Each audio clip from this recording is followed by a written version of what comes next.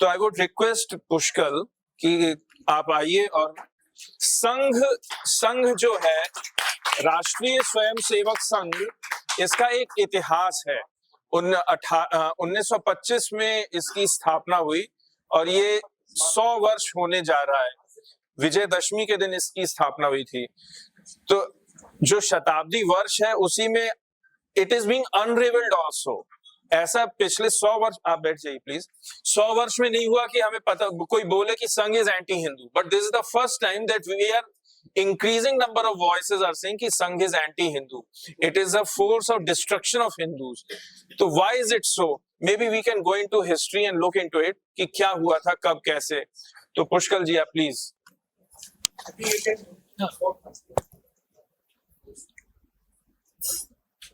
अच्छा, पुष्कर जी का इंट्रोडक्शन मैं 2 लाइन में दे दूं। ही इज फ्रॉम लखनऊ और ये एडवोकेट हैं और इनका मजहब है ये एक्स संघी हैं।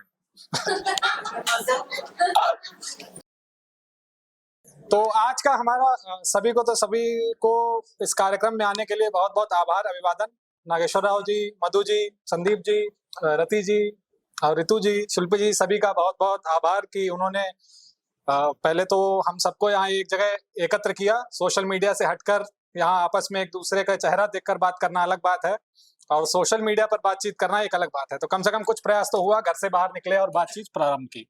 तो मैं ज्यादा समय ना लेते हुए मुद्दे की बात करूंगा कि जो विषय है हमारा आज का कि संघ परिवार के छांव में हिंदुओं की गति क्या है, हिंदुओं की डेस्टिनी क्या है, हिंदुओं का फेट क्या है। तो सबसे पहली बात जो इस विषय से ही उठती है वो ये आता है कि जब हम संघ परिवार के परिप्रेक्ष्य में हिंदुओं की बात कर रहे हैं और जो जन सामान्य में एक धारणा बनी हुई है कि संघ हिंदुओं की एक रक्षक सेना है या फिर हिंदूवादी संगठन है, तथाकथित हिंदूवादी संगठन है जो हिंदुओं की रक्षा करेगा।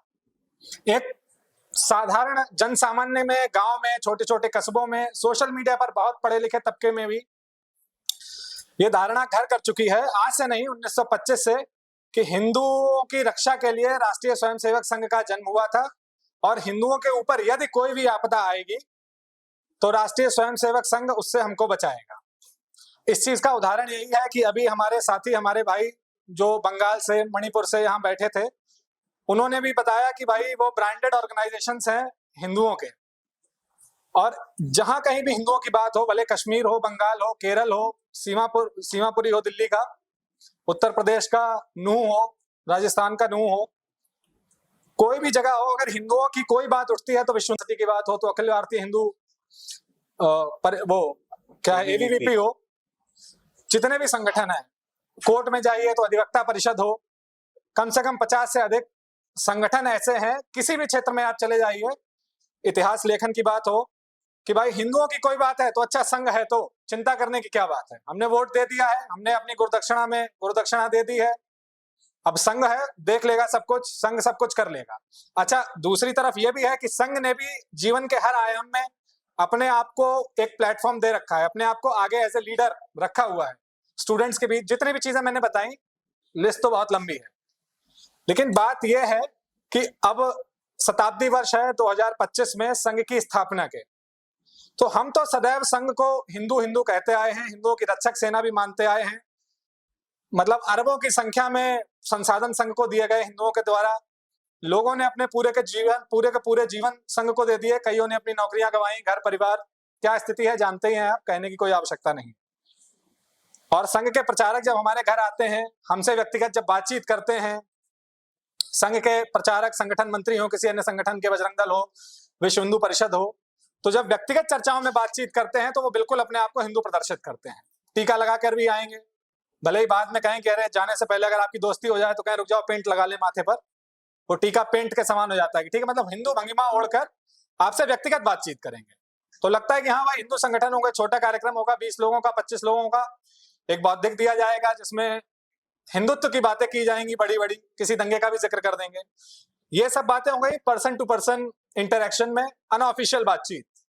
लेकिन बात यह है कि संघ का औपचारिक स्टैंड जो उन्होंने अपने दस्तावेजों में, उन्होंने अपनी अखिल भारतीय कार्यकारिणियों की बैठकों में, मीडिया के समक्ष, और जब कोई ऐसी स्थिति आई जब हिंदुओं को खुद अपनी बात रखनी थी या हिंदुओं के लिए किसी को लीडरशिप लेनी थी, कुछ रिप्रेजेंट करना था, कोई निर्णायक कदम उठाना था, तब संघ का क्या स्टैंड रहा।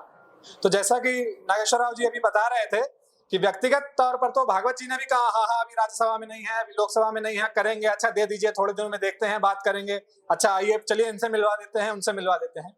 लेकिन औपचारिक रूप से उन्होंने ग्रहण नहीं किया, संभवतः वह दस्तावेज भी तो जो 2018 में दिया गया था संघ ने, औपचारिक रूप से वो कभी नहीं कहेंगे आपको ये दिया गया है, इस पर विचार करेंगे। तो बात यहाँ पर यह आती है कि भाई आज जो संगठन अभी कहता है कि मुसलमानों के बिना हिंदुत्व अधूरा है, मोहन भागवत जी स्वयं मस्जिद में चले जाते हैं, या सुदर्शन जी ने संगठन बनवा दिया इंद्रेश कुमार जी के सानिध्य में, मुस्लिम राष्ट्रीय मंच, आज ईसाई मंच भी बन गया है। तो ये एकदम से हो गया क्या? या कुछ लोगों की एक थियरी, कॉन्स्पिरेसी थियरी ये भी है कि भाई पाकिस्तान के ISIS ने संघ पर कब्जा कर लिया, या ऐसा हो गया कि भाई सत्ता का रुख देखकर, कि पैसे कमाना का चक्कर था और सत्ता में आना था तो संघ सेकुलर बन गया। कुछ लोगों का कहना है कि भाई इंटेलेक्चुअल डेप्थ नहीं है उनमें, इसलिए वो बेचारे इतने भोले हैं, उनको समझ नहीं आता, जो जहां बताता है वहां चले जाते हैं। ये आम धारणाएं हैं हिंदू समाज में व्याप्त, और इनकी स्थिति में इन धारणाओं के चलते चलते आज यहां तक आ गए हैं कि 11वां साल है संघ परिवार के ही एक तरीके से बहुमत, चलिए 10 साल तो बहुमती था, लेकिन जो स्थिति है, अभी बंगाल की चर्चा हुई, मणिपुर की चर्चा हुई, कश्मीर की तो बात छोड़ दीजिए, कश्मीर पुराना मुद्दा हो गया, जम्मू की बात कीजिए। अब जम्मू में हर तीसरे चौथे दिन, हफ्ते में एक बार या महीने में कम से कम 2 बार तो इंसर्जेंसी के नाम पर कुछ ना कुछ हो जाता है, मीडिया कुछ नहीं बताती है क्या हो रहा है। दिल्ली में, उत्तर प्रदेश में, आप सोचिए उत्तर प्रदेश में योगी जी का तथाकथित शासन इतना मजबूत, लेकिन पुलिस के ऊपर संभल में हमला हो जाता है, पुलिस के ऊपर। आप ये सोचिए, हिंदुओं से लड़ाई नहीं हुई, पुलिस के ऊपर मुसलमानों ने हमला कर दिया, और संघ परिवार तो वहां पर भी है, और दुनिया में हर जगह सब व्याप्त है अब तो संघ परिवार। तो कहने का आशय है, जब इतना सब कुछ हो रहा है, बॉर्डर से लेकर सारी चीजें इतनी पोरस हैं कि ठीक है रोहिंग्या कहां से चले और जम्मू में आके बस गए, दिल्ली में आके बस गए। अभी मैं गुड़गांव था किसी के यहाँ, तो वो बता रहे थे कि उनके यहाँ जितने वर्कर्स आते हैं बड़ा मुश्किल से ढूंढ के निकालना पड़ता है कि कौन रोहिंग्या नहीं है, अब तो हिंदू नाम रख के सिंदूर लगा के महिलाएं आती हैं काम करने। तो ऐसी स्थिति भारतीय जनता पार्टी की सरकार होते हुए केंद्र में, दिल्ली में या पूरे देश में ऐसी हो क्यों गई? कारण क्या है इसका? भंगिमा सबकी हिंदूवादी है। तो ये जो परसेप्शन चला है कि संघ एक हिंदूवादी संगठन है, सबसे पहले मैं आपको यह कहना चाहूंगा as a statement of fact, कोई कॉन्स्पिरेसी थियरी नहीं, कोई मेरा ओपिनियन नहीं, और इसके मैं रेफरेंसेस भी आपको दूंगा कि संघ कोई हिंदुओं की रक्षक सेना नहीं है, बात नंबर 1।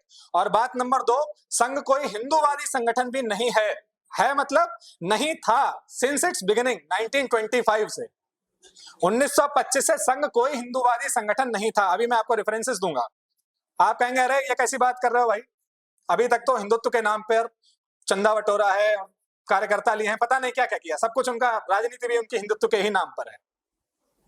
उन्होंने शब्द जरूर हिंदुत्व यूज किया है, हिंदुत्व जिसको वो कहते हैं, और उस पर उनका अपना कॉपीराइट है, और इतना बड़ा कॉपीराइट है कि अब वो पब्लिकली मंचों से कहते हैं कि भाई मुसलमानों के बिना हिंदुत्व अधूरा है। और मैं बात करूं 1925 में जो शुरू हुआ, तो मैं आपको एक छोटा सा उदाहरण दे दूं, कुछ जल्दी जल्दी, क्योंकि 15 मिनट है, 2-3 मिनट खर्च भी हो गए, कि 1925 में संघ शुरू हुआ, नागपुर की बात है, 1926 केवल 1 वर्ष बाद। अच्छा ये भी बता दूं थोड़ा सा संघ शुरू कैसे हुआ। Doctor Hedgewar, doctor BS Munje के बहुत अच्छे एक तरीके से शिष्य कह लीजिए, शिष्य ना कहें तो आम बोलचाल की भाषा में चेले थे, चेला जिसको कहते हैं कि ठीक है उनके चेले थे। और डॉक्टर BS मुंजे हिंदू महासभा के बहुत बड़े लीडर थे, और डॉक्टर हेडगेवार एक कहें कि अच्छे संगठक थे और एक्टिव आदमी थे, इसमें कोई दो राय नहीं है। तो उन्होंने कहा कि ठीक है भाई हम अपना शुरू करते हैं, एक आर्मी टाइप शुरू करेंगे, तो उसी तरीके का गणवेश है और वो सारी चीजें आप देखते ही हैं, मतलब उस समय तो वो हाफ पैंट चलती थी, जो उस समय की पुलिस और कई यूरोपियन कंट्रीज की आर्मी वगैरह भी यूज करती थी, हाफ पैंट वगैरह।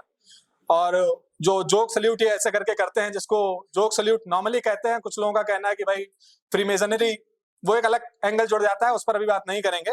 लेकिन एटलीस्ट इतना तो था कि यूरोपियन देशों में, कई देशों में ये आर्मी के द्वारा जो इनका ये ध्वज प्रणाम जैसे ऐसे करके जो भंगिमा है, इसको जोक सल्यूट कहते हैं, तो वहां से इन्होंने ली थी। तो मतलब अपने आप को पोर्ट्रे कर रहे थे कि हम एक तरीके से एक सेना है। और उस समय तक 1943 तक, उस पर भी अभी आएंगे, संघ में मिलिट्री ड्रिल भी होता था, मतलब शाखा के भीतर एक ऐसा डिपार्टमेंट भी था जहां पर मिलिट्री ट्रेनिंग टाइप भी कुछ होती थी। 1943 में गोलवलकर के समय वो बंद कर दी गई, उस पर बाद में बात करेंगे। 1925 में संघ बना, 1926 की बात है। नागपुर में जब तब दंगे होते ही रहते थे, नागपुर इसलिए बहुत फेमस था। तो आरएसएस के ही एक बड़े कहते हैं एक्टिव कार्यकर्ता थे जिनका नाम था अन्ना सोनी। तो उन्होंने क्या किया कि आशंका होने लगी कोई वहीं का लोकल मुद्दा होगा, कि लगा मस्जिदों से हमला होने वाला है।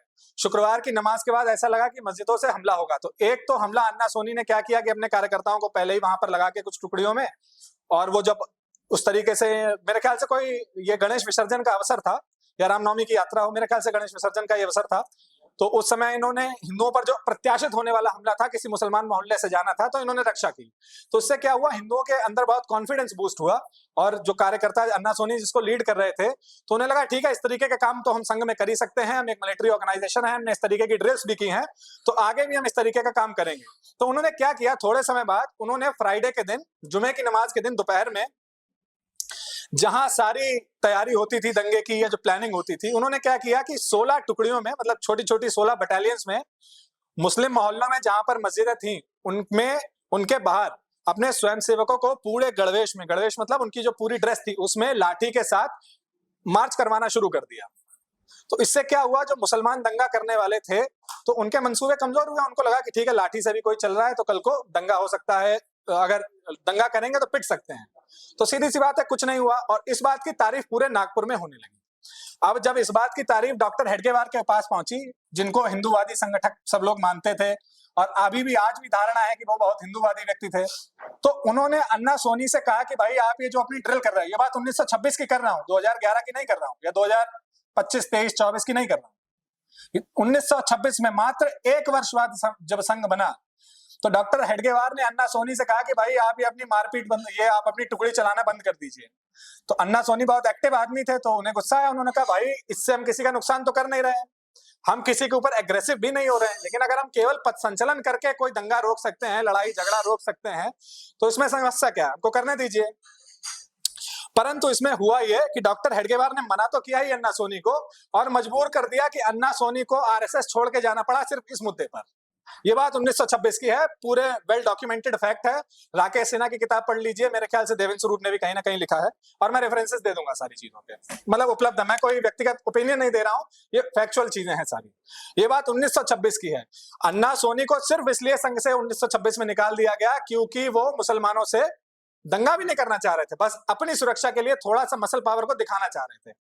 और अगर 1926 में संघ हिंदूवादी संगठन होता, अन्ना सोनी जैसे लोगों को संघ में रहने दिया होता, तो 2025 में अभी ये गली गली पिटे हैं नागपुर में, अपने ही जगह बहुत हिंदूवादी संगठन बने घूमते हैं और मीडिया पे आके रो रहे थे, कोई बचाने नहीं आया, और विश्व का हम सबसे बड़ा संगठन है, तो अपनी गली में जूतों से मारे गए और मीडिया पर रोए।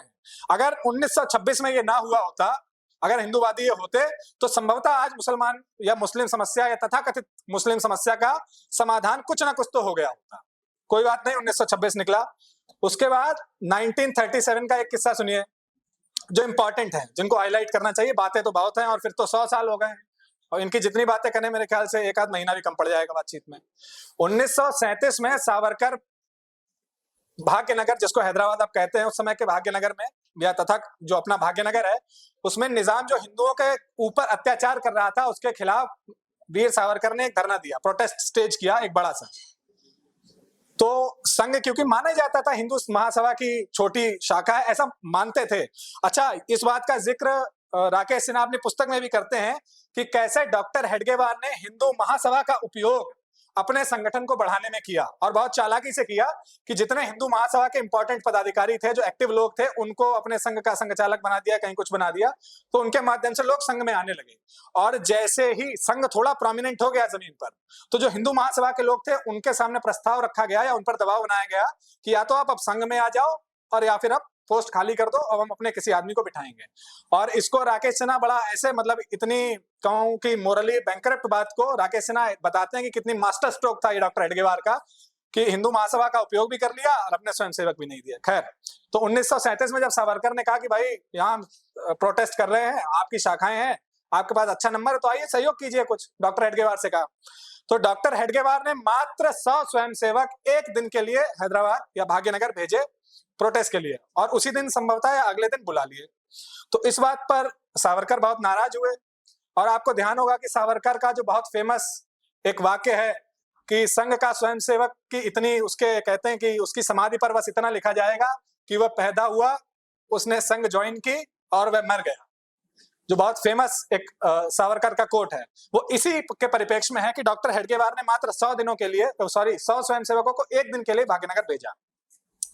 जब डॉक्टर हेडगेवार ने ऐसा किया तो जाहिर सी बात है, सावरकर वैसे ही बहुत वोकल थे और बहुत प्रखर वक्ता भी थे, तो उन्होंने आलोचना शुरू प्रारंभ की संघ की। तो इस आलोचना के चलते अखबारों में सावरकर की तरफ से भी लिखा गया, हिंदू महासभा की तरफ से भी लिखा गया, संघ की ओर से लिखा गया, और ये चलता रहा। अच्छा, इसी सब के चलते ऑलमोस्ट कहीं ना कहीं नाथूराम गोडसे, जो सावरकर के भी काफी क्लोज थे, उन्होंने आरएसएस इसी समय छोड़ी थी। और 1940 की बात है, मैं एक रेफरेंस और दे दूंगा अभी आपको। 1940 की बात है कि नाथूराम गोडसे ने आरएसएस के लिए बड़ा भद्दा कुछ उल्टा सीधा अखबारों में कहा, और पब्लिकली भी मेरे ख्याल से वो गाली गलौज के स्तर वाली बात उन्होंने, वो एग्रेसिव आदमी थे, तो उन्होंने कहा कि भाई ये किस लिए हैं, किसी काम के नहीं है, जो आज हम लोग कहते हैं वो उस समय नाथूराम ने कहा। तो इस पर 1940 में एक कोट है, मैं आपको पढ़ के अभी सुना दूंगा। 1940 में भाऊराव देवरस, जो उस समय संघ के महत्वपूर्ण लीडर थे, उन्होंने काल अखबार में 8 अप्रैल 1940 में एक वक्तव्य छापा अपना, संघ की तरफ से एक जस्टिफिकेशन दिया। और मुझे लगता है कि इस जस्टिफिकेशन को हमको जितना हो सके उतना अधिक पब्लिक करना चाहिए। और तो भाऊराव देवरस क्या लिखते हैं, काल अखबार 8 अप्रैल 1940, छोटा सा कोट है, नाथूराम गोडसे ने जो कहा था उसके परिप्रेक्ष्य में लिख रहे हैं।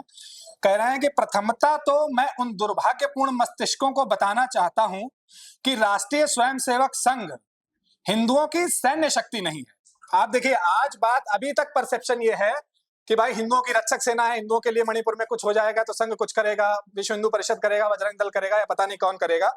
ये बात 1940 में ऑन रिकॉर्ड है, मतलब लिख रहे हैं, आज मेरे पास रेफरेंस है, आप भी क्रॉस चेक कर सकते हो। कहते हैं कि मैं उन दुर्भाग्यपूर्ण मस्तिष्कों को यह बताना चाहूंगा कि राष्ट्रीय स्वयंसेवक संघ हिंदुओं की सैन्य शक्ति नहीं है, ना ही हिंदू महासभा की सैन्य शाखा है। मतलब ना तो हम आपकी सैन्य शक्ति है, ना ही हम हिंदू महासभा की सैन्य शाखा है। संघ का प्रयास हिंदुओं को सही मायने में राष्ट्रवादी बनाना है। राष्ट्रवादी, जो आज राष्ट्रवाद की जितनी बात हो रही है, ये संघ का असली प्रयास है कि हिंदुओं को राष्ट्रवादी बनाना है। हिंदूवाद से उनका कोई लेना देना नहीं। आगे लिखते हैं वो कि राष्ट्रीय स्वयंसेवक संघ और अन्य संगठनों में बहुत बड़ा अंतर है। अब अंतर क्या है कि इतना बड़ा संगठन निश्चित रूप से दूसरों को कार्यकर्ता उपलब्ध कराने के लिए नहीं बनाया गया है। तो बात यहां सावरकर ने ये तो नहीं कहा था कि महासभा में आप मर्ज हो जाओ या अपने हमको कार्यकर्ता दे दो, उनको हम हमारे लिए चुनाव लड़वा दो। भाई कोई हिंदू मुद्दा था, उसके ऊपर अगर प्रोटेस्ट कर रहे हैं, तुम अभी भी काम नहीं आओगे तो तुम पैदा ही क्यों हुए, तुम्हारी जरूरत क्या है? मतलब किस बात के लिए तुम हिंदुओं के इतने संसाधन चूस रहे हो, जवानियां चूस ली तुमने लोगों की, परिवार तबाह कर दिया, किस लिए? तो बता रहे हैं कि भाई हम किसी के, ना तो हम सैन्य शाखा है हिंदुओं की, ना महासभा की, और दूसरी बात ना हम किसी के लिए कार्यकर्ता प्रोवाइड करने के लिए बने हैं। तो भाई क्यों बने हैं? इस पर आगे कहते हैं कि संघ में चाहे कितना भी उत्कृष्ट सैन्य प्रशिक्षण दिया जाता हो, जो मैंने आपसे अभी कहा कि मिलिट्री ड्रिल होती थी संघ में, 1943 तक हुई है, तो उसकी बात कर रहे हैं कि कितना भी उत्कृष्ट सैन्य प्रशिक्षण दिया जाता हो, यह उसका वास्तविक स्वरूप या विषय वस्तु नहीं है। मतलब कि कितना भी अच्छी हम मिलिट्री ट्रेनिंग अपने लोगों को देते हो, लेकिन वो ट्रेनिंग हिंदुओं की रक्षा के लिए नहीं है। मतलब वास्तविक विषय वस्तु ये नहीं है, मतलब कि हम कितनी भी अच्छी ट्रेनिंग देते हो, लेकिन वो ट्रेनिंग इसलिए नहीं है कि हम हिंदुओं के लिए लड़ेंगे, वो ट्रेनिंग इसलिए नहीं है कि हिंदुओं की रक्षा करेंगे, वो ट्रेनिंग किस लिए है? वो राष्ट्रवाद को बढ़ावा देने के लिए है। अच्छा, इसके पीछे की क्या कहानी है, कभी विस्तार से चर्चा करेंगे, तो वो एक अलग विषय बन जाएगा कि कैसे राष्ट्रवाद से इनका क्या लेना देना है, वो एक अलग विषय है। तो अभी मैं विषयांतर नहीं करूंगा, केवल हिंदू मुद्दे पर रहूंगा। तो यह उसका वास्तविक स्वरूप या विषय वस्तु नहीं है, पूर्ण विराम। इसका वास्तविक कार्य राष्ट्र के मानस को बौद्धिक रूप से आकार प्रदान करना है, ताकि राष्ट्रीयता की भावना प्रभावित हो सके। तो मतलब डॉक्टर हेडगेवार का चिंतन मूल रूप से यह था कि उस समय कोई कहता था हम मराठी हैं, कोई बंगाली हैं, या कोई कहता होगा कि हम मलयाली हैं, या अपने अपने क्षेत्र में अपनी अपनी पहचान थी। जातियों में उनका कहना है, तथाकथित जातियों में लोगों का कहना है कि ठीक है मैं ब्राह्मण हूं, ठाकुर हूं, फला हूं, ढिमकाना हूं, पर भारतीय के तौर पर लोगों की पहचान, लोग अपने आप को भारतीय नहीं महसूस करते थे। तो राष्ट्रवाद की भावना को बढ़ाने के लिए डॉक्टर हेडगेवार ने एक संगठन का स्थापना किया। उस संगठन का नाम राष्ट्रीय स्वयंसेवक संघ है। उस संगठन में सैन्य शाखा भी थी, पर वो हिंदुओं की रक्षा के लिए नहीं थी, और यहां तक ही नहीं थी कि आप मर जाओ, कुछ भी हो जाओ भाई, हमसे पंचायत नहीं है, हम आपका कोई मदद नहीं करेंगे। ये बात 1940 की है। तो जो 1926 में हुआ था वही बंगाल में हो रहा है। कोई दूसरी बात नहीं है, कोई बड़ी बात नहीं, बहुत साधारण सी बात है कि स्वयंसेवक अभी भी हैं, वही गुवाहाटी में हो रहा है। जैसा कैप्टन साहब ने बताया कि लोग गुवाहाटी में है, या बंगाल में कार्यकर्ताओं की कमी नहीं है, या केरल में कार्यकर्ताओं की कमी नहीं है, लेकिन आपने कभी यह नहीं सुना होगा कि संघ ने औपचारिक या नीतिगत तौर से, मैं तो कहता हूं चलिए ये काम औपचारिक रूप से नहीं होते हैं, कहीं कोई हमला किया हो। इतना ही सुनने में आता, फला संघ के कार्यकर्ताओं को मार दिया गया, 4 लोग उठा ले गए, 20 का गला काट दिया, और इसको ये नेशनल मीडिया पे लाएंगे, सेवा इंटरनेशनल इसको विदेशों में ले जाएगी, चादर बिछाएंगे, मुजरा करेंगे, चंदा इकट्ठा करेंगे, चादर बांधेंगे, वापस घर, और यहाँ आके मस्जिद में पोछा लगवा देंगे, जो मुसलमानों को, क्रिश्चियनों को कंबल भी बांट देंगे, कोई समस्या नहीं है। सेवा इंटरनेशनल विदेश में जाके पैसा लेकर आता है और ये दिखाएंगे कि हमारे कार्यकर्ता का गला कटा है, लेकिन वो पैसा भी उपयोग कहीं और करते हैं। तो कहने का आशय जो 1926 में हो रहा था वो 2026 में होगा या 2025 में हो रहा है, कोई बड़ी बात नहीं है, बहुत नॉर्मल चीजें हैं। अच्छा, दूसरी बात, जो बात मैं बोल रहा हूं वो कोई ऐसी बात नहीं है कि मैंने कुछ ऐसे दस्तावेज खोज लिए हों जो साधारण जनसामान्य के पास उपलब्ध ना हो। बहुत साधारण सी सूचना, सारी किताबें इंटरनेट पे उपलब्ध फ्री में। हालांकि अब ये मैंने एक किताबों की लिस्ट भी बनाई है कि संघ ने कितनी किताबें अपने ही लोगों की पुरानी जीवनियों को गायब कर दिया। आप उनको किसी लाइब्रेरी में ढूंढ लीजिए, आप उनको किसी इंटरनेट आर्काइव्स पे ढूंढ लीजिए, आपको मिल ही नहीं सकती, वो मिलेंगी ही नहीं। अपना ही इतिहास धीरे से इरेज कर रहे हैं, अपने ही लोगों का इतिहास। परंतु जो औपचारिक इनके अभी भी दस्तावेज 1950 से तो कम से कम इनकी अपनी साइट पे आर्काइव्स ऑफ आरएसएस पे उपलब्ध हैं, आप पढ़ सकते हो। बहुत साधारण जानकारी, बिल्कुल। वो तो भैया चिल्ला के मंचों से कह रहे हैं 1926 में बोला, 40 में बोला, कब नहीं बोला उन्होंने। अच्छा, अभी फिर से मैं थोड़ा सा और आऊंगा इस पर, बात को अपनी और प्रमाणित करने के लिए। मेरे ख्याल से समय में अपना ले ही चुका हूं कि भाई हमारे भीतर समस्या क्या है, मतलब हम क्या पागल हैं, या हम हिंदुओं के भीतर ये समस्या, मैं इसको संघ की समस्या नहीं मानता, कि वो खुद कह रहे हैं कि भाई हमारा तुमसे मतलब नहीं। अपने पब्लिक कार्यक्रमों में मेरे ख्याल से विज्ञान भवन में अजीत भारती से ही कह दिया कि भाई हमने ठेका नहीं ले रखा है हिंदुओं का। अरे जब वो ऐसे बोल रहे हैं, अपने दस्तावेजों में 1925-26 से लिख रहे हैं, तो हिंदुओं को और क्या चाहिए ये भरोसा करने के लिए कि भाई ये इनसे हमारा कोई मतलब नहीं है। अभी भी गुरु दक्षिणा के नाम पर हो, या बड़े बड़े भामाशाह जो हैं वो अपने जितने संसाधन है वो सब इनको देते हैं, और पता नहीं आज हिंदू भी किस बात के लिए इनको सपोर्ट करता है, मतलब ये मेरी समझ से बाहर है कि क्या समस्या है। खैर, वो एक अलग विषय है। दूसरे, हम एक और इम्पोर्टेंट चीज पर आ जाते हैं। दूसरा, ये जो स्वयंसेवक संघ है, इसकी एक इंपॉर्टेंट कड़ी है गोलवलकर, और गोलवलकर के ऊपर तो मुझे लगता है कि एक पूरा सेमिनार ही इसी बात पर, प्रॉपर पेपर पब्लिश होने चाहिए इस बात पर कि गोलवलकर के आने से संघ की दिशा बदली कैसे। मतलब गोलवलकर ऐसे व्यक्ति हैं जिनको हिंदुत्व का, मेरे ख्याल से मैं जब से अभी पिछले 2-3 सालों तक गोलवलकर को हिंदुत्व का सबसे बड़ा एक कहते हैं चिंतक माना जाता था। आमतौर पर अगर गोयल जी का या वॉइस ऑफ इंडिया का साहित्य नहीं होता तो आज हमारे पास कम से कम मेरी जानकारी में 1-2 लोगों को छोड़ दें तो कुछ पढ़ने के लिए नहीं था। विचार नवनीत पढ़ लीजिए, वी पढ़ लीजिए। गोलवलकर ही सबसे बड़े दाढ़ी बड़ी कर ली है और भंगिमा बना ली है एक इंटेलेक्चुअल की, सबसे बड़े इंटेलेक्चुअल है। लेकिन गोलवलकर के ऊपर ही हमने उनकी पढ़ी लिखी नॉर्मल चीजों को नहीं देखा। आप ये समझिए, मैं एक छोटा सा 2-3 उदाहरण दूंगा, फिर अपने स्थान को ग्रहण करूंगा कि गोलवलकर के विषय में संघ के सबसे ज्यादा संघ के ये लोग बताते हैं कि गोलवलकर शंकराचार्य के पद पर नियुक्त होने वाले थे, परंतु गोलवलकर ने शंकराचार्य का पद त्याग कर संघ के कार्य में अपना जीवन समर्पित कर दिया। तो इस बात का एक छोटा सा लिटमस टेस्ट मैं आपको देता हूं कि शंकराचार्य भाई बहुत बड़ी पदवी है, शंकराचार्य अद्वैत का सबसे बड़ा आचार्य है। तो राकेश सिन्हा की एक 29 पृष्ठों की पुस्तक है, मैं रेफरेंसेस आप मुझसे भी ले लीजिएगा, मैं दे दूंगा, वो आरएसएस की वेबसाइट पर ही उपलब्ध है, आराम से जाइए, अभी खोल के पढ़ लीजिए। उसमें वो संवाद देते हैं गोलवलकर का कि गुरुजी ऑन इस्लाम या मुस्लिम्स, इंडियन मुस्लिम्स ऐसे करके है कुछ उसका नाम। तो एक छोटा सा किस्सा मैं आपको सुनाता हूँ कि कश्मीर के कोई सूफी थे, उनके साथ गोलवलकर ने मीटिंग की, बातचीत की। तो उस समय क्योंकि कम्युनिज्म अपने बहुत शबाब पर था, तो जो मुसलमान सूफी थे उन्होंने गोलवलकर से कहा कि अभी आप देख ही रहे हो कम्युनिज्म का खतरा जितने भी बिलीवर्स हैं उन पर मंडरा रहा है, तो हमको लगता है कि ऐसे में हम सारे बिलीवर्स को, मतलब हिंदू मुसलमानों को साथ आकर इससे मुकाबला करना चाहिए। तो गोलवलकर ने कहा कि बात तो आपकी बिल्कुल ठीक है, पर मुकाबला हम तब करें कल को जैसे ये मुकाबले की बात आएगी तो आप कहने लगेंगे कि हमारे हिसाब से मतलब इस्लाम की दृष्टि से मुकाबला करो, क्रिश्चियन कहने लगेंगे हमारी दृष्टि से मुकाबला करो, हिंदू कहने लगेंगे हमारी दृष्टि से मुकाबला करो, तो आप इस चीज का क्या समाधान ढूंढते हैं? तो आप अब उस सूफी की परिपक्वता देखिए। उस सूफी ने तुरंत उत्तर दिया कि इसका तो सबसे अच्छा समाधान है, आप सारे लोग इस्लाम में आ जाइए और फिर हम सब साथ मिलकर कम्युनिज्म से लड़ते हैं। अब गोलवलकर का उत्तर सुनिए, जिनको कहा जाता है कि तथा कथित शंकराचार्य ये होने ही वाले थे, बस वो तो उन्होंने बस राष्ट्र के लिए समर्पित कर दिया अपने आप को। तो इतने बड़े अद्वैत के आचार्य और इनकी समझ आप देखिए कि क्या है अद्वैत की। तो गोलवलकर कहते हैं कि अरे भाई, आप तो कह रहे हो कि इस्लाम में आ जाइए, क्रिश्चियन कहेंगे हमारे में आ जाइए, या कल को बौद्ध कहने लगेंगे कि हमारा तो भगवान ही नहीं होता है, निर्वाण है, इसमें आ जाइए। लेकिन आप लोग ये बात नहीं समझते हो, जो परम सत्ता है वही अल्लाह है, वही क्रिश्चियनिटी का गॉड है, तो वो तो परम सत्ता है। हमारी आपकी तो बस पूजा पद्धति में डिफरेंस है।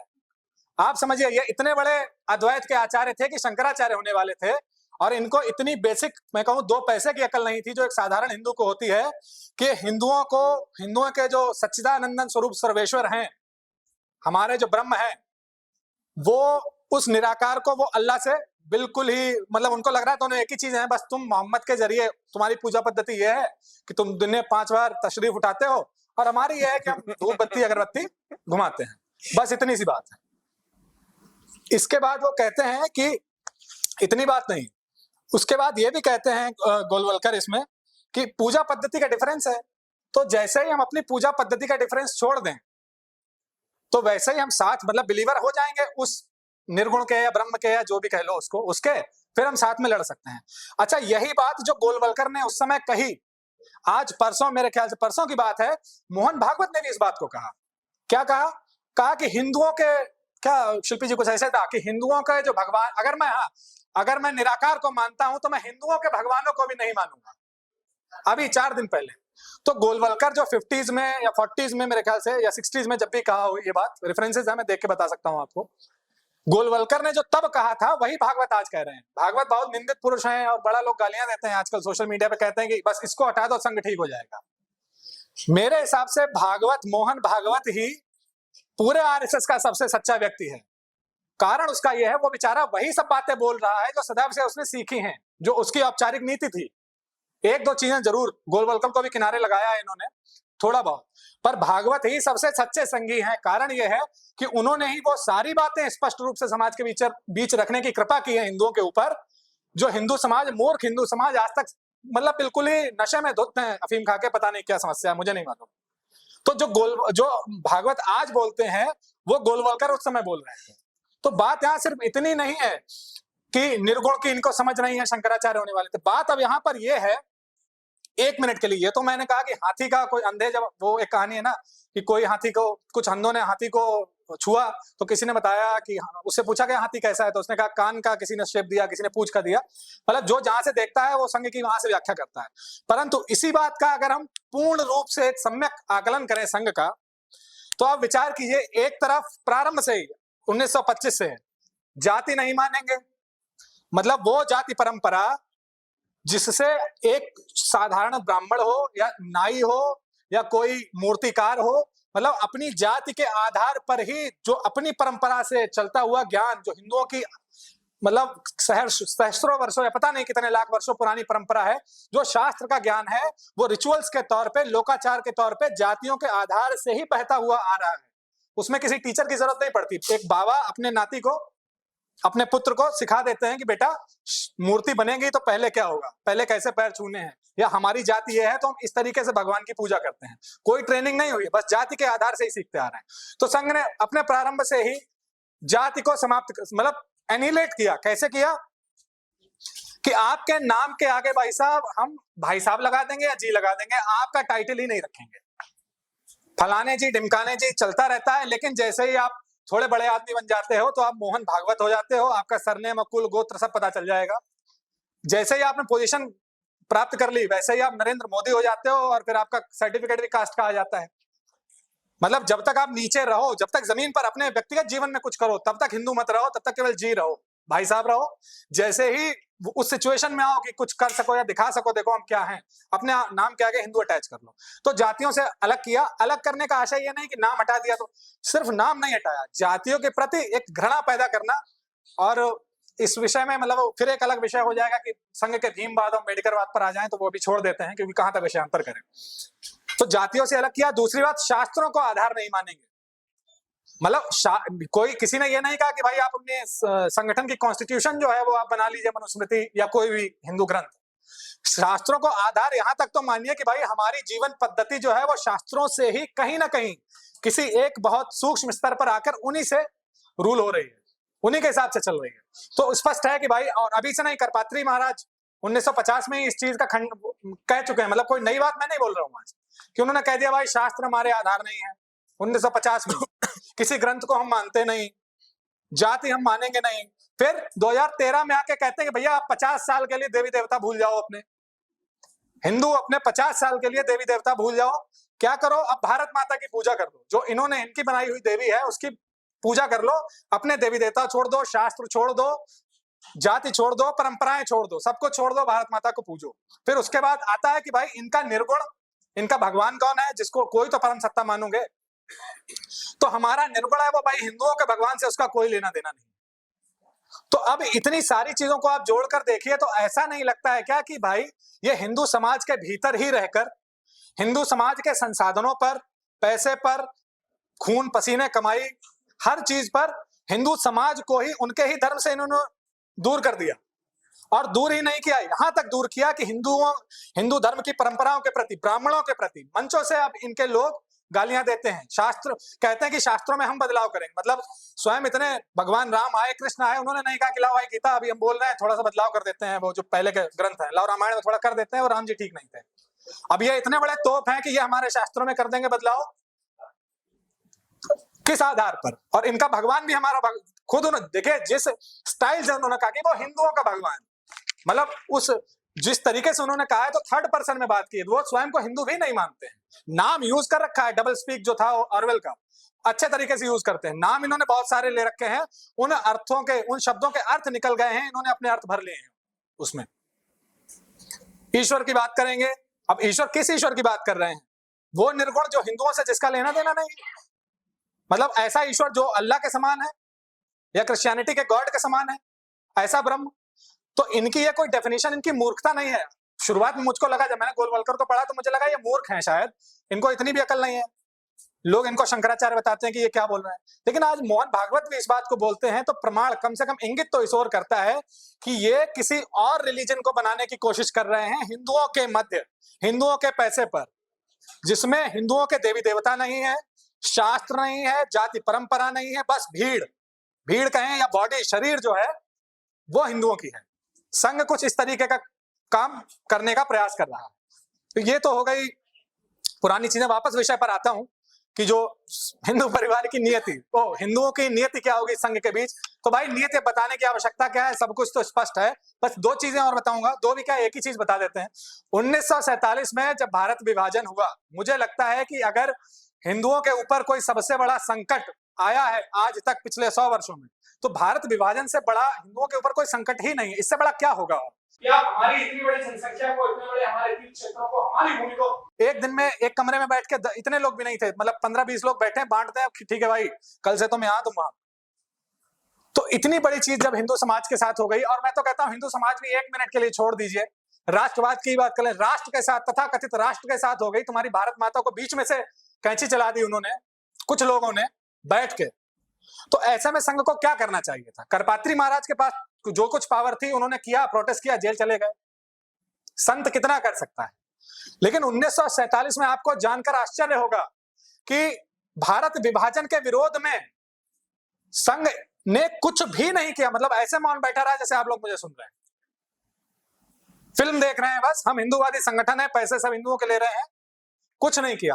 जो कुछ भी किया 3-5 रिटेलिएशन। मतलब पहली बात तो सबसे पहली बात लोग कहते हैं कि अभी आएंगे उस पर भी, कि भाई पंजाब में ये किया, मैं मानता हूं ये सब किया, तीमारदारी बिल्कुल की, परंतु तीमारदारी करने की तुम्हारी जरूरत नहीं थी। उसके लिए रेड क्रॉस सोसाइटी थी, और नहीं थी जब इतना मर गए थे तो भैया अपना देख ही लेते, और देखा भी। लेकिन बात यह है कि वो स्थिति तुमने पैदा क्यों होने दी भाई? 1947 में आपको जानकर आश्चर्य होगा कि 1948 में जब संघ के ऊपर बैन लगा, उस समय जब गांधीवध के बाद संघ के ऊपर बैन लगा, संघ के 80,000 स्वयंसेवकों ने गिरफ्तारी दे दी अपनी। आप सोचिए अभी कल को कोई बात हो जाए, इसी सभा में से गिरफ्तारी देने की बात आए तो कितने लोग गिरफ्तारी दे पाएंगे? भले ही आप लोग कितने कमिटेड हों कॉज के लिए, कितने लोग दे पाएंगे? मुश्किल से अगर दी तो दी 2 या 4 लोग हो सकता है हो जाए। मतलब गिरफ्तारी देने वाले वो लोग होते हैं जो घर परिवार, अपने संसाधन, सारी चीजें छोड़कर किसी अपने आप को कमिट करते हैं किसी चीज के लिए। तो 80,000 लोग संघ के पास ऐसे थे जो गिरफ्तारी दे सकते थे, लेकिन उससे बस 1 वर्ष पहले, 1 वर्ष भी क्या, अगस्त की बात है, 14 अगस्त, संघ के एक भी व्यक्ति ने विभाजन के विरोध में प्रोटेस्ट नहीं किया। मतलब इतना बड़ा संगठन कि आप 80,000 लोगों की देश में गिरफ्तारी दे सकते हो 1 साल बाद या 8 महीने बाद, तो आज आप चुप किस लिए बैठे रहे? किसने आपको रोका था? आपको किस चीज का भय था? आपकी भारत माता को फाड़ के 2 टुकड़े में फेंक दिया गया, आपके हिंदू राष्ट्र या तथाकथित राष्ट्र की मतलब दुर्गति करती गई, आज तक हिंदू भोग रहे हैं, बांग्लादेश हो या पाकिस्तान हो, और आप चुप बैठे रहे। विश्व का सबसे बड़ा संगठन 1947 में चुप बैठा हुआ था। क्यों बैठा हुआ था? कह रहे हमारे पास उस समय शक्ति नहीं थी इतनी कि हम कुछ कर सकते। अरे जब तुम्हारे पास शक्ति नहीं थी, तुम इतने नपुंसक हो तो जिंदा भी क्यों हो अभी तक? तुम्हारे जीवित रहने की भी क्या आवश्यकता है?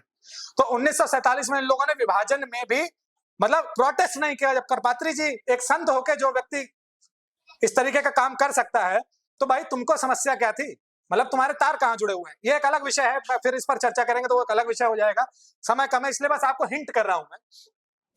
दूसरी बात, 1966 में दिल्ली में ही गौ हत्या के विरोध में आंदोलन हुआ करपात्री स्वामी के नेतृत्व में, परंतु संपूर्ण हिंदू समाज, यहां तक कि आर्य समाजी भी थे उसमें, इन्होंने भी कहा हाँ बिल्कुल सहयोग करेंगे, ये करेंगे वो करेंगे। लेकिन आंदोलन से कुछ समय पहले ही चुपचाप बैठ गए कि नहीं अब हम सहयोग नहीं कर सकते, और घर बैठे रहे अपने। कहना मतलब जो चर्चा है उसकी तो ये कहते हैं कि पता नहीं कितने हजार हिंदुओं की हत्या हो गई दिल्ली में पार्लियामेंट के बाहर। आंकड़ा 18 या 20 लोगों का है जो औपचारिक आंकड़ा है सरकार का। परंतु कहने का आशा ये है कि कुछ भी जो इतने बड़े बड़े हिंदू समाज के ऊपर संकट आए और चले गए, परंतु ये चुपचाप बैठे रहे। इनका केवल एक काम है, गुरुदक्षिणा पर आओ, वो अपना जोग सल्यूट करो झंडे को, जिसको ये गुरु कहते हैं। इतने मूर्ख लोग हैं कि एक अवचेतन चीज को गुरु बना लिया। दुनिया झंडा प्रतीक को बनाती है कि ठीक है भैया देख लो हमको पहचान लेना, ये झंडे को गुरु बना रहे हैं। तो ये कोई छोटी चीज नहीं है, मूर्खतापूर्ण, मैंने भी देखे मूर्ख शब्द यूज कर लिया, मैं क्षमा चाहूंगा इस बात के लिए कि ये बिल्कुल मूर्ख नहीं है। ये बहुत सोच समझ के इनके प्रतीक, इनके बयान, इनके क्रियाकलाप, किस मुद्दे पर क्या करना है क्या नहीं करना है, ये सारी सोची समझी साजिश है। ऐसा नहीं है कि उनको मालूम नहीं बंगाल में क्या हो रहा है। होम मिनिस्ट्री उनके पास है, आईबी उनके पास है।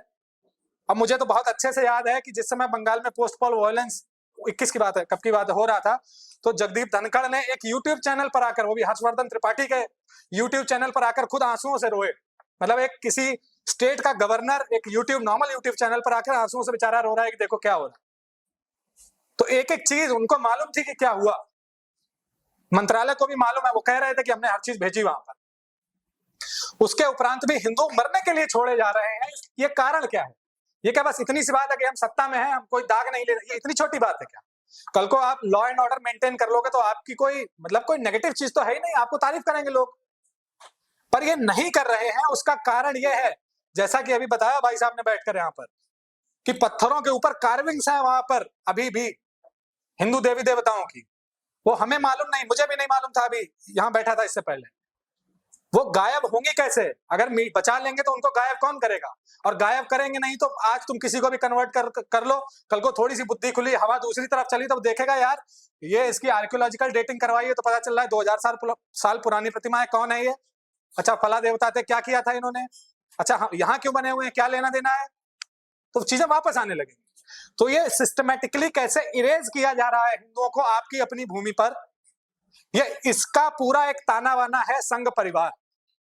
और संभवतः इस पर एक बड़ी एक इसी पर केंद्रित एक चर्चा हो जिसमें हम लोग पेपर भी पब्लिश करें कुछ, जिसको बाद में अच्छे से पब्लिश किया जाए बुक के रूप में, जो भी हो, जिससे कि ये मूल चीजें कि भाई हिंदुओं के साथ जो हो रहा है, पहली बात तो सरकार में ये है तो हम कुछ रिटेलिएट नहीं कर सकते, लेकिन दूसरी बात ये है कि समाज के तौर पर हर चीज सरकार नहीं करती। समाज जब रिटेलिएट करने जाता है तो इन्हीं के लोग सबसे ज्यादा सामने आते हैं, कुछ नहीं करने देते हैं। अभी संभवतः अमित जी बता रहे थे कि कैसे उन्होंने काम किया ग्राउंड पर। सबसे ज्यादा समस्या आएगी तो इन लोगों से आएगी, एक छोटा सा काम हम भी कर रहे हैं। तो स्थिति यह है कि आप कुछ करते हो तो ये मतलब इनके मंत्री तक कोशिश करते हैं बात ये पहुंचाने की सरकार को कि इस एसपी का ट्रांसफर कर दो, ये फला लोगों की मदद कर रहा है। फला लोग कौन, हम कोई राजनीतिक पार्टी नहीं है, ये हिंदुओं को मदद कर रहा है मुसलमानों के खिलाफ या सिखों के खिलाफ, खालिस्तानी जो सिख हैं। एक मंत्री इनका सिफारिश करता है, आरएसएस के प्रचारक जाके कहते हैं कि भाई आप इन लोगों को क्यों वेटेज दे रहे हो। समस्या उनको ये नहीं है कि आप इंपॉर्टेंट हो रहे हो, इस बात से उनको हम क्या इंपॉर्टेंट होंगे, हमारी इतनी औकात नहीं है कि हम अपने 4 लोगों के लिए कुछ व्यवस्था कर सके खाने की, तो हम इंपॉर्टेंट क्या होंगे। बात यह है वो चाहते नहीं है कि आप कोई ऐसी चीज करो जिससे कि रिटेलिएट कर सको, हिंदुओं में मोराल आ जाए वापस अपनी लड़ाई करने का, सिस्टमेटिकली इरेज करना चाह रहे हैं। तो इस पर सभी को ध्यान देना चाहिए। और दूसरी बात, संघ की जो बात है, 2 चीजें बस कहना चाहूंगा। पहली बात तो इनको मूर्ख बोलना बंद कर दीजिए। आमतौर पर धारणा है, मैं भी, मेरे मुंह से भी निकलता है कि मूर्ख लोग हैं, अकल नहीं है इसलिए ऐसा कर। बिल्कुल मूर्ख नहीं है, ये इतने समझदार हैं कि मुझे लगता है हिंदुस्तान में इतना समझदार कोई राजनीतिक गुट नहीं हो, ये इतने समझदार। दूसरी बात, ये सारे संसाधन आपके लेते हैं और ये गला नहीं काट रही है, असल में आपका डीएनए ही बदल रहे हैं, बात तो ये। तो इस स्तर का भीतरघात करने वाला कोई संगठन है या संगठन परिवार है तो वो राष्ट्रीय स्वयंसेवक संघ परिवार है। आप सचेत हो जाइए, जहां लिख सकते हैं, पढ़ सकते हैं, बोल सकते हैं, कुछ भी कर सकते हैं तो कीजिए। बस इतना ध्यान रखिए कि इनका हिंदुओं से कोई लेना देना नहीं है, इस चीज को बहुत ही क्लियर रखिए। बस इतनी आपसे निवेदन है। बहुत बहुत आभार आप लोगों ने।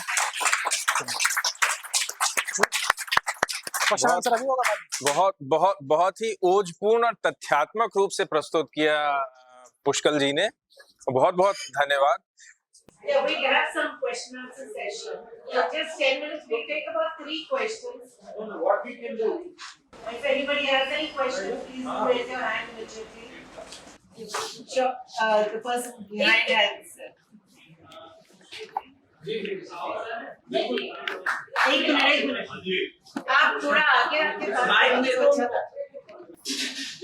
आपसे मेरा क्वेश्चन था, संघ का ये सच्चाई हम लोग व्यापक तौर से समाज के बीच जल्दी से जल्दी प्रचार सोशल मीडिया आने के बाद भी नहीं कर पा रहे, लोगों के विश्वास जीत नहीं पा रहे। इसके मामले में आपके हिसाब से क्या स्ट्रेटेजी फॉलो करना चाहिए? क्या should we start proposing alternatives उस टाइप ऑफ मतलब सोशियो रिलीजियस ऑर्गेनाइजेशंस, या हमें और अलग तरीके से कैंपेन करना चाहिए? ये किस तरीके से? मुझे ऐसा लगता है कि जानकारी फैलाने के लिए नॉर्मल सी चीज है, कुछ नहीं करना है कि जो प्रोमिनेंट लोग हैं, मतलब जितने हैं उतने बैठे हैं। हिंदुओं के साथ समस्या सबसे बड़ी ये है कि उनको लालच बहुत समस्या है हिंदुओं के साथ, क्योंकि जितने बड़े प्लेटफॉर्म्स आज हमारे पास हैं, और कल को कई हिंदू पक्ष में भी थे, आज से मुझे लगता है 4 साल पहले थे, जो स्पष्ट रूप से वही बातें करते थे जो हम कर रहे हैं, लेकिन थोड़ा सा उनको मौका मिला तो बदल गए और आज करोड़ों में खेल रहे हो, शायद पता नहीं कितने में खेल रहे हैं।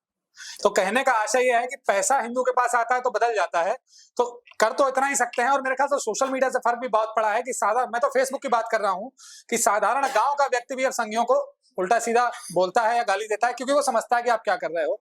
इसका यही एक तरीका है कि आप काम कीजिए या बोलिए कम से कम। दूसरी बात आपने रही कि हमको अल्टरनेटिव देना चाहिए। मेरा कम से कम व्यक्तिगत ये मानना है कि संघ को काउंटर करने के लिए, काम में काउंटर करने के लिए, वैसी बात नहीं कर रहा हूं कि नैरेटिव काउंटर करने के लिए, नैरेटिव काउंटर करने के लिए तो यही सब करना पड़ेगा जो कर रहे हैं, और इसको और बड़े स्तर पर। यही अगर सभा कल को 500 लोगों की या 700 लोगों की हो जाए और कहीं पब्लिक प्लेस पर हो जाए, मतलब इतना कोजी जगह ना हो, थोड़ा सा रफ जगह हो, जहां पर मीडिया भी देखे कि यार 700 लोग इकट्ठे हुए तो कुछ तो रिपोर्ट करना ही पड़ेगा, ऐसी स्थिति में हो तो बात अपने आप फैलेगी। तो काम करने के लिए है कि जितने डिसेंट्रलाइज और छोटे ऑर्गेनाइजेशन हो सके, बिना किसी एक गॉडफादर के, वो अपने जैसे आप लोग कर रहे हैं वहां पर, मुझे लगता है कि इससे बेहतर तरीका ही नहीं है काम करने के लिए, क्योंकि आपको अपने क्षेत्र से आपसे ज्यादा किसी को नॉलेज नहीं कि क्या करना चाहिए। अगर आपको पर्याप्त संसाधन प्रोवाइड करवा दिए जाए, जो भी आपको आवश्यकता है, और कोई बहुत बड़ी चीजों की आवश्यकता भी नहीं है, वही नॉर्मल जो भी आपको आवश्यकता है, वो चीज अगर प्रोवाइड करवा दी जाए तो संभवतः आप और बेहतर उनके काम को आप एक तरीके से टैकल कर सकते। उनका काम तो क्या ही आप जानते ही हो, तो काम तो असल में कोई कर ही नहीं रहा है, नैरेटिव है। तो ग्राउंड पर काम करना ही एक ऑप्शन है, लेकिन जितना डिसेंट्रलाइज हो सके। अच्छा, ऐसे लोगों को संसाधन कैसे मिले, तो उसके लिए मुझे ऐसा लगता है कि जितने प्रोमिनेंट लोग हैं, जिनकी अपनी पहचान है लोगों के बीच, तो इस तरीके का कोई ग्रुप या कुछ भी बन सके जहां पर जो ऐसे छोटे संगठन जो अपना काम कर रहे हैं वो आए, बताएं कि भाई हम यहाँ पर ये काम कर रहे हैं, आप अपना एक डेलीगेशन हमारे यहाँ ले चलिए, देख लीजिए ये हमारा काम करने का तरीका है। तरीका हम आपके हिसाब से बदल नहीं पाएंगे, आपको अच्छा लगे तो ठीक, नहीं अच्छा लगे तो भैया आप अपने घर जो भी कर रहे हैं कर तो रहे हैं। अगर आपको लगे कि इसमें कुछ हेल्प कर सकते हो तो आप कर दो।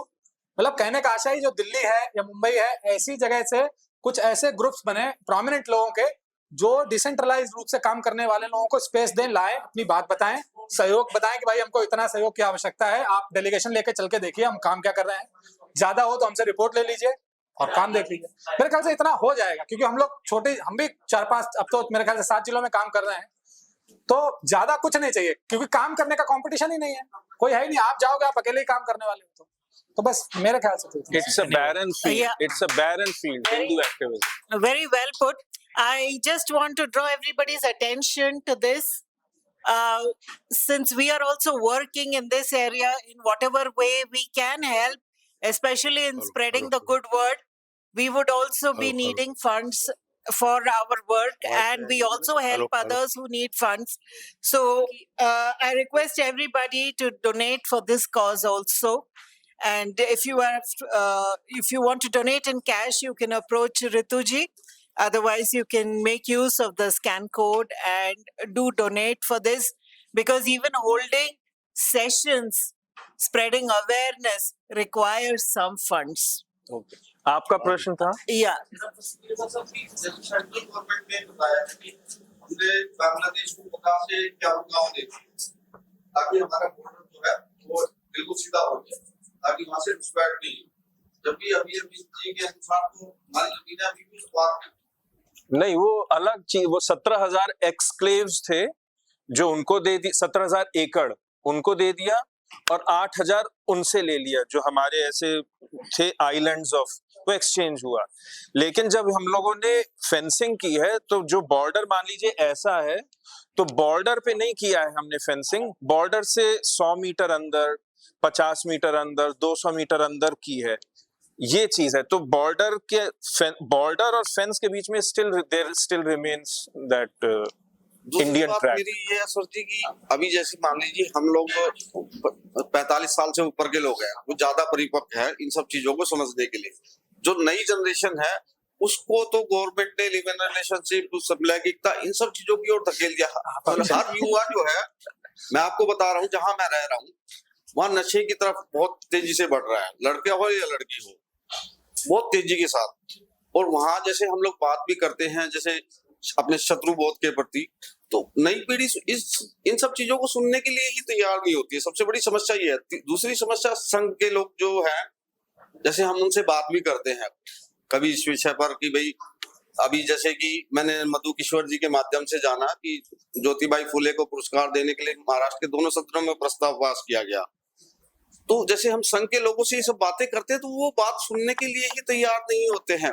और संघ के जो छोटे मोटे जो समर्थक होते हैं वो भी मतलब इन सब बातों की ओर ध्यान ही नहीं देते हैं। मतलब मोदी जी ने एक तरीके से ऐसा माइंड डाइवर्ट कर दिया है। कहावत थी जैसी प्रजा वैसा राजा, लेकिन मोदी जी ने कर दिया जैसा राजा वैसी प्रजा। हम ऐसा नहीं मेहनत नहीं करते बदलने के लिए लोगों की सोच को, लेकिन बहुत कोशिश करने के बाद भी 100 में से हम 1 या 2 को बदल पा रहे हैं। ये लड़ाई जो है अब हम मान लीजिए 5 साल 10 साल और आगे ले जाएंगे, उसके बाद तो नई पीढ़ी के हाथ में जाएगी ना। नई पीढ़ी, हाँ मैं भी यही कर रहा वो ठीक है जी, मेरे साथ बहुत सारे लोग हैं मुझसे काफी छोटे। लेकिन एक से तो नहीं होगा ना जी, एक से नहीं होगा, ऐसे हमें बहुत सारे लोग चाहिए। ये लड़ाई हर जगह लड़नी पड़ेगी। इनका जो भय है वो ये कि नई पीढ़ी को ज्ञान, लेकिन नई पीढ़ी सोशल मीडिया पे इमेंसली इन्वॉल्व है। हाँ आप देखिए थोड़ा, पहले हम लोग ऐसे भाषणों में या पुस्तक के द्वारा पढ़ते थे, लेकिन नई पीढ़ी इंस्टाग्राम, फेसबुक, ट्विटर से ज्यादा इंस्टाग्राम और भी कई अलग अलग प्रकार के ऐप्स हैं, उनसे प्रभावित होती है और उनसे इमेंसली प्रभावित हो रही है। ये हमारा लक्ष्य और कार्य पद्धति होनी चाहिए कि हम इतना फ्लड कर सके उस प्लेटफॉर्म को कि हम अपना संदेश दे पाए। आई थिंक देखिए 240 पे आए हैं, कहाँ आए हैं? हिंदी पट्टी में ही आए हैं, गिरे हैं, धड़ाम से आए हैं। तो दैट मीन्स जो हिंदू क्षेत्र था, हिंदू कोर वोटर था, वो उनसे बहुत अधिक छिटका है। सर कोई प्रश्न हो तो प्लीज। मेरा तो सवाल, अभी मैंने भाई साहब की बातें सुनी और मैं पैदाइशी समझ लो कि हिंदू या संघी या जनसंघ था वो, तो इनकी बातें तो मेरी समझ में आई नहीं। और संघ की बात भी इन्होंने क्लियर कर दी कि संघ किसके लिए कुछ नहीं करता, आप अपने लिए खुद करो। तो अभी सवाल ये है मेरा आपसे, अगर हम सब यहाँ जो भी हिंदू है वो क्या है आखिर? आखिर हिंदू है क्या? कोई मुर्गा है मरने के लिए, बकरा है कटने के लिए, और लुटने पिटने मार खाने गधे की तरह वो गुलामी करने के लिए? आखिर हिंदू अगर यही कुछ है और आगे भी यही सब कुछ होना है तो फिर उसका क्या इलाज है? कोई है? अगर हाँ जी आप बताइए। बताएं। अगर ये सब बातें हैं जो इतनी 75 साल, हमारे 78 साल हुए आजादी को, यही हमारे लोगों के बीच में ही है ना। ये बंगाल में जो कुछ हो रहा है, बंगाल की नाम ले लूं, बंगाल की ममता, बिहार के ये लालू प्रसाद के वो क्या नाम है बेटे, यूपी के और कांग्रेस, ये सब मिलके अगर ये हिंदू है या नहीं है, या तो पहले तो क्लियर ही कर दे, अगर नहीं है तो अपना बदल ले। I think you should stick to जो वक्ता ने बोला है उसके आधार पे सवाल पूछिए। सवाल तो मेरे मन में ये 36 सवाल है। मैं तो ये कह रहा हूँ कि जितना हम लोगों ने मेहनत करके पाकिस्तान के आकर के लुट के पिट के मेहनत मजदूरी करके जो बनाया है हमने, या अब जो बना रहे हैं, ये मंदिर बना रहे हैं करोड़ों अरबों के, है सोना चांदी हीरे जवाहरात लगा रहे, किसके लिए लगा रहे?